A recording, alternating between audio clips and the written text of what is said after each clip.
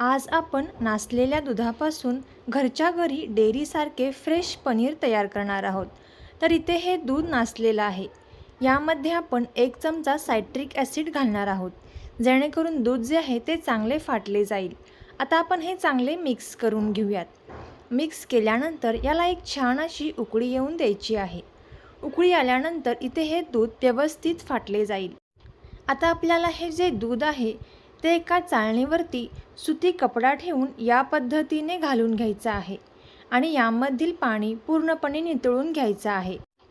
आणि आपल्याला या पद्धतीने याची एक पुरचुंडी बांधून घ्यायची आहे आणि कापडाला घट्ट अशी गाठ बांधून घ्यायची आहे.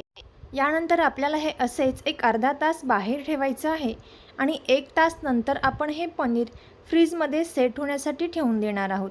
आता 1 तासानंतर तुम्ही पाहू शकता फ्रेश ताजे पनीर इथे तयार आहे.